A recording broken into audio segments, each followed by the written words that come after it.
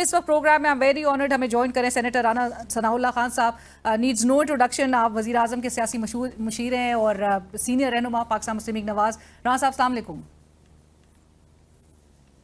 जी वालेकुम राना सलाम। साहब बहुत शुक्रिया प्रोग्राम में ज्वाइन करने के लिए। अब से कुछ देर पहले आप भी प्रेस कॉन्फ्रेंस से खिताब कर रहे थे और जो ये फैसला मुस्लिम लीग नून ने किया है, राना साहब 4 साल में 4 वज़राए आज़म, इतनी ये जो रैपिड तब्दीली हो रही है एक चैलेंजिंग एरिया में, इस हवाले से मैं सबसे पहले तो आपसे जानना चाहूँगी कि क्या वजूहात बनी कि मुस्लिम लीग नून ने ऑपोजिशन बेंचेस पे जाने पर रजामंद हुई, और क्या आपको पीपल्स पार्टी ने कायल किया इस तरफ, और ये किसी पावर शेयरिंग फॉर्मूला के तहत ये हुआ है?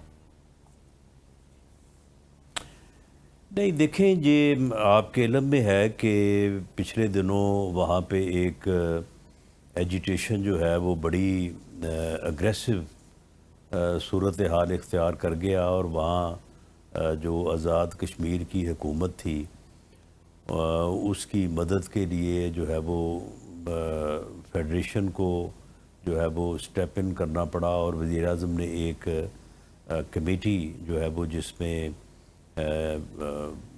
PMLN के लोग और पीपल्स पार्टी के लोग शामिल थे, तो उसे वहाँ पे भेजा।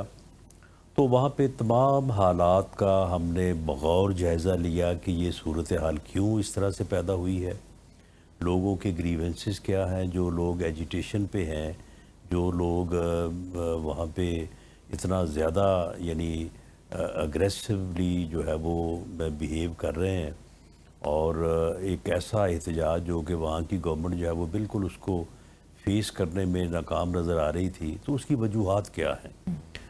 बहरहाल उनके साथ बैठ के जो भी उनके आज़ाद कश्मीर की तरक्की, डेवलपमेंट, वेलफेयर और आम आदमी की जो है वो बेहतरी के लिए जो जितने भी मुतालबात थे, वज़ीर आज़म पाकिस्तान मियाँ शहबाज शरीफ साहब ने कमेटी कि वो आप सब एज़ इट इज़ उनको एक्सेप्ट करें। वहाँ पे जो भी लोगों की महरूमियाँ हैं या जहाँ जिस जगह जैसे हॉस्पिटल्स में जो है वो MRI मशीनों का मामला था, इसी तरह से स्कूल्स की बिल्डिंग का मामला था, तो वो हमने सारे एक्सेप्ट किए। कुछ मामला जो आइनी और जो है वो थोड़ा पॉलिटिकल नेचर के थे, उनके ऊपर उनके साथ हमने एक मुआहदा करके कमेटी बनाई कि वो आइंदा आने वाले 3 माह के अंदर जो है वो उसके ऊपर फैसला करेगी। तो इस दौरान उस कमेटी की एक यानी मुत्तफ़िका राय थी कि जो मौजूदा हुकूमत है वहाँ पे वो अब मज़ीद जो है वो वहाँ पे इस काबिल नहीं है कि वो आज़ाद कश्मीर के मामलात को बेहतर अंदाज से चला सके, तो इसलिए उसको तब्दील हो जाना चाहिए। या तो प्राइम मिनिस्टर साहब को इस्तीफ़ा देना चाहिए या फिर उनके ख़िलाफ़ वोट ऑफ नो कॉन्फिडेंस लाया जाए, और वहाँ पे जितनी जल्द मुमकिन हो as soon as possible election जो है वो करवाए जाएं। तो हमारी पार्लिमानी पार्टी जो है AJK में पाकिस्तान मुस्लिम लीग नून की, उन्होंने भी यही फ़ैसला किया कि इस मौजूदा हुकूमत को हटाने के लिए अदम एतमाद हम ख़ुद भी कोशिश करेंगे, और अगर कोई और कोशिश करेगा तो उसका साथ देंगे, लेकिन गवर्नमेंट जो फॉर्म होगी उसका हम हिस्सा नहीं बनेंगे, क्योंकि हमारा ये मुतालबा है कि इलेक्शन की तरफ जाया जाए, और इलेक्शन करवाने के बाद जिन लोगों को वहाँ के अवाम जो है वो हक दें, मैंडेट दें, तो वो वहाँ पे हुकूमत बनाए। पर राना साहब क्या तो आज क्या इसी नून फैसले लीग ने इस से बात पे इंसिस्ट नहीं या आगाह जोर करने के लिए जी जी नहीं, आज हमने प्रेसिडेंट साहब से जो है वो on the direction of prime minister साहब हमने टाइम लिया था, और हमने उनको अपने इस फैसले से जो है वो उनको आगाह किया, उनको एतमाद में लिया। पर राना साहब चूंकि जुलाई में इलेक्शंस तो मुतवक्के थे ही, नून लीग ने क्या ज़रा भी इस पे इंसिस्ट या जोर नहीं दिया कि थोड़ा वेट कर लेना चाहिए इस हवाले से? नहीं, इसमें वेट करने वाली यानी जो मौजूदा सेटअप है उसको फिर जारी रखा जाता, जो पहले तबाही का बायस बना है। राना साहब आपने उसको जहाँ तो पर कहा कि तब्दील होना कमेटी चाहिए ना। जो 38 मुतालबात भी थे, वो जो लाएमल या मैकेनिज्म एक तय हुआ, वो इफेक्ट नहीं होगा इससे? नहीं, वो क्यों इफेक्ट होगा?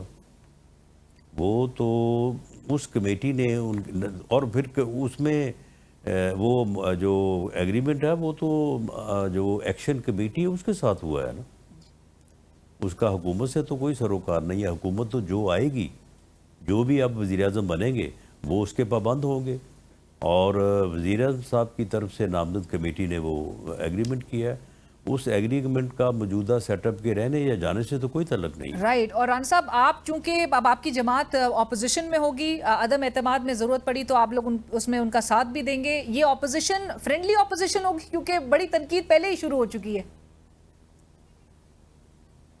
نہیں، معاملہ یہ ہے کہ جو لوگ یہ سمجھتے ہیں کہ اپوزیشن اور حکومت آپس میں دشمن ہوتے ہیں، انہوں نے تو اس ملک کا بٹھا بٹھایا. اس ملک میں جو ہے وہ جب ان کے پاس حکومت تھی تو اس وقت وہ اپوزیشن کو ختم کرنا چاہتے تھے. اب وہ اپوزیشن میں ہے تو حکومت کو ختم کرنا چاہتے ہیں. تو یہ جو کلچر ہے، یہ جمہوریوں میں تو یہ چیز نہیں چلتی. پوری دنیا میں ڈیموکریسیز جو ہیں اس میں کیا حزب اختلاف اور حزب اقتدار ہے وہ آپس میں دشمن ہوتی ہیں؟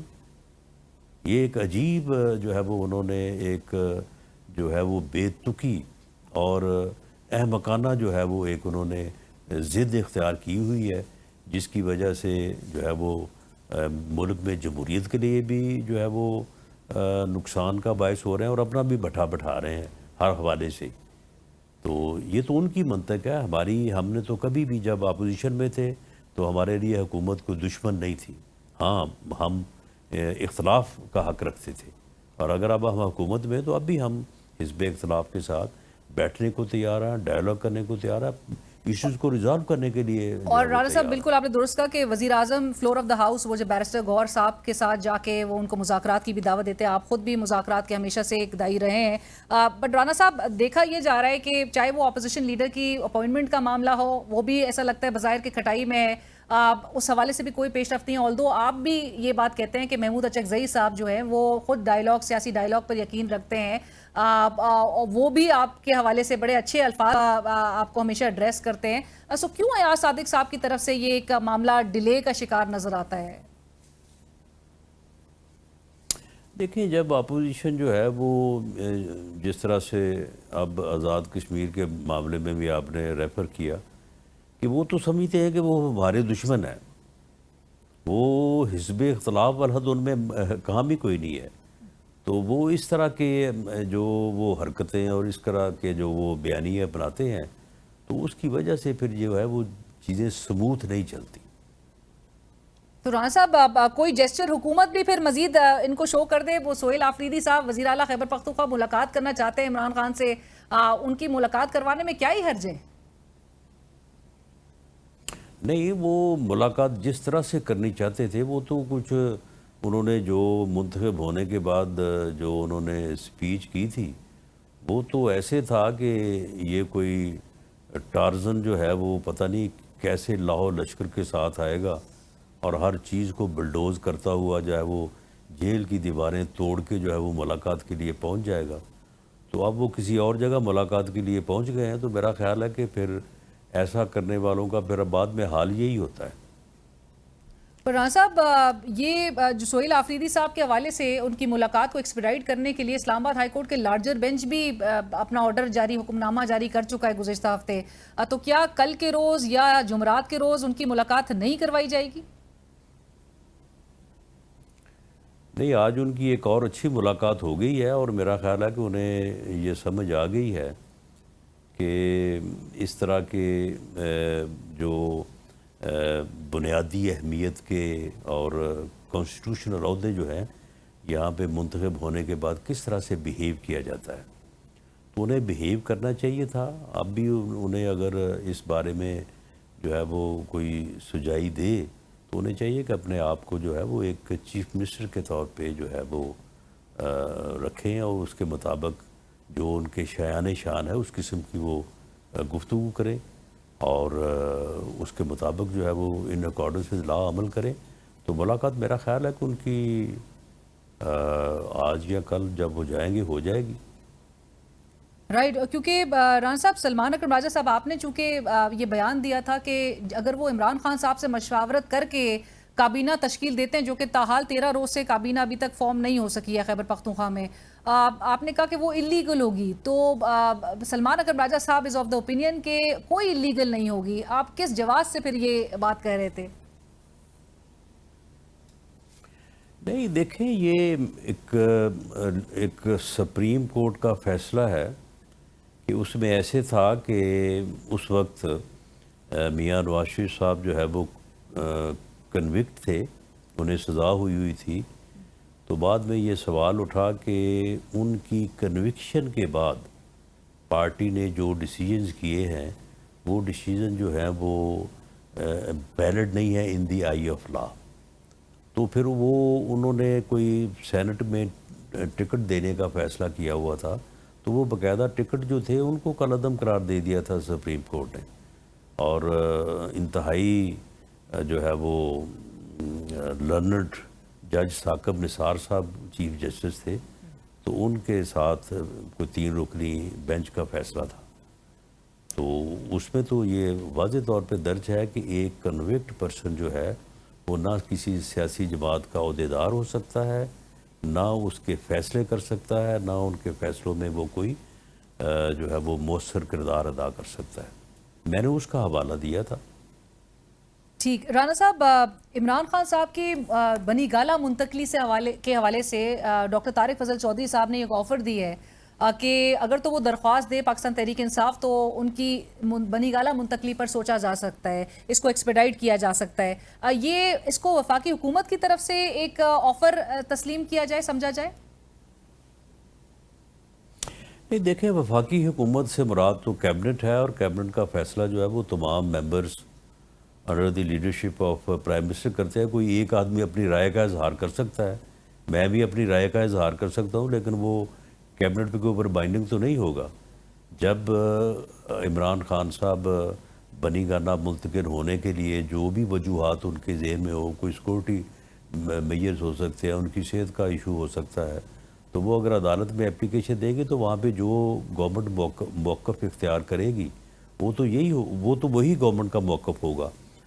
لیکن میری رائے ہے کہ اگر وہ ایسی ضرورت محسوس کریں اور ان کی ریزنیبل گراؤنڈز ہو تو گورنمنٹ کو مخالفت نہیں کرنی چاہیے, اور عدالت جو فیصلہ کرے اس کے اوپر عمل کرنا چاہیے.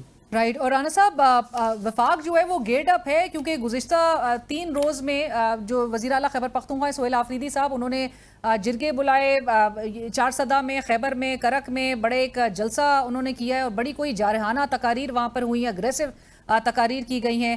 اگر تو احتجاج کی طرف یہ اسلام آباد کا رخ کرتے ہیں, کیسے ان سے نمٹا جائے گا؟ دیکھیں, وہ تو ان کے پھر آنے پہ بات ہے. اگر تو وہ پرامن احتجاج کرنا چاہیں, انڈر دی لا کرنا چاہیں, اس وقت بھی ہم نے ان سے کہا تھا کہ جی آپ اگر آنا بھی چاہتے ہیں اسلام آباد تو آپ بیٹھ کے طے کریں ایڈمنسٹریشن سے کہ آپ کہاں تک آئیں گے, کس جگہ پہ بیٹھیں گے, آپ کو وہ جگہ مہیا کر دی جائے گی. جلسہ کرنا ہے تو وہاں پہ آپ کو انتظام کر دی جائے گا. لیکن انہوں نے کہا کہ نہیں, ہم تو سیدھے جو ہے وہ ریڈ ایریا میں جو ہے وہ آئیں گے. تو اس کے لیے تو پھر انہیں اجازت نہیں دی جا سکتی تھی. تو اب اس میں جو ہے وہ اگر ایسا عمل دوبارہ دہرانے کی کوشش کریں گے تو پھر نپٹا تو اسی طرح سے جائے گا جس طرح سے پہلے 2 دفعہ نپٹا گیا ہے. رائٹ. اور رانا صاحب, جاتے جاتے یہ ضرور بتا دیجئے, آپ توقع کر رہے ہیں کہ جو افغان رجیم کے ساتھ جو مذاکرات ہو رہے ہیں استنبول میں, اس میں کوئی مثبت پیش رفت آئے گی, یا وزیر دفاع خواجہ آصف صاحب نے جس طرح سے کہا ہے کہ اگر تو غیر لچک کا مظاہرہ افغان رجیم کرتی ہے اور اس میں ناکامی ہوتی ہے اس معاہدے کے حوالے سے, تو پھر ایک اس کو کھلی جنگ تصور کیا جائے گا؟ دیکھیں, یہ کوئی معاہدے والی بات نہیں ہے, بڑی سمپل بات ہے کہ ہم ان سے یہ ریکویسٹ کر رہے ہیں, جو انٹرنیشنل لا بھی ہے, ہمارا جو ہے وہ جسٹیفائیڈ حق ہے کہ آپ کی زمین ہمارے خلاف دہشت گردی کے لیے استعمال نہ ہو. آپ کی سرزمین سے, آپ کے ملک سے لوگ آ کے ہمارے یہاں پہ دہشت گردی کے واقعات نہ کریں. اب آپ مجھے بتائیں کہ اس میں معاہدے والی کون سی بات ہے؟ انہوں نے ہمیں اس بات کا یقین دلانا ہے اور اس کے اوپر عمل کرنا ہے, اور یہ بین الاقوامی لا ہے, ہر ملک اس بات کا پابند ہے. افغانستان کی موجودہ جو رجیم ہے اس کے جو سربراہان ہے یا ذمہ داران ہے وہ اس بات کے پابند ہیں. انہوں نے دوحہ میں جو معاہدہ ہوا تھا اس میں لکھ کے دیا ہوا ہے کہ افغانستان کی سرزمین پوری دنیا میں کسی ملک کے لیے بھی جو ہے وہ دہشت گردی کے لیے استعمال نہیں ہوگی. تو ہم تو صرف اس کے اوپر عمل چاہتے ہیں اور اب ہم نے فیصلہ کیا ہے کہ اگر وہ اس کے اوپر عمل کریں تو یہ بہت اچھی بات ہے, ورنہ پھر ہم خود اس کے اوپر عمل کروا لیں گے. ہم ان کمین گاہوں ان جگہوں پہ جہاں سے دہشت گردی کے لیے لوگ جو ہے وہ پلاننگ کر کے تیار ہو کے تشکیلیں جو ہے وہ بھیجتے ہیں پاکستان میں, ہم نے تباہ کیا ہے پہلے بھی اور آئندہ بھی جو ہے وہ ان کو دوبارہ سے بلڈ نہیں ہونے دیں گے. رانا صاحب بہت شکریہ پروگرام میں جوائن کرنے کے لیے. بہت